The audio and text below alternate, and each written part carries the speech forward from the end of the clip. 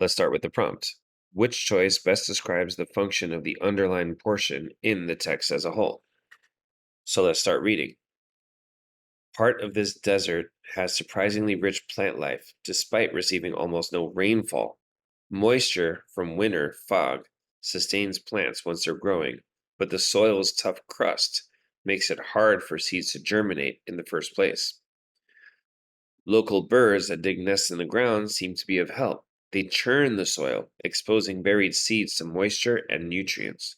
Indeed, in 2016, this person found that mounds of soil dug up by birds were far more fertile and supported more seedlings than soil in undisturbed areas. So we're hearing about, although this is a desert, it has surprisingly rich plant life. Moisture from fog sustains a bunch of plants, but the soil's crust is a negative factor. However, local birds are of help. How are they helping? They seem to churn the soil, exposing the seeds to moisture and nutrients.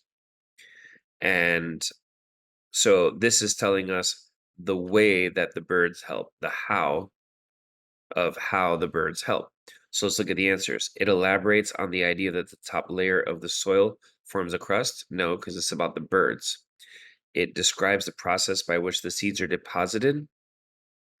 Not really. It just talks about how the birds leave the soil more ready to receive the seeds.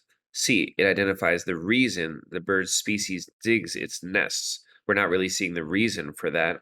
And D, it explains how certain birds promote seed germination in the soil. How do they do it? Because they churn the soil, exposing the buried seeds to moisture and nutrients. So the answer here is going to be D.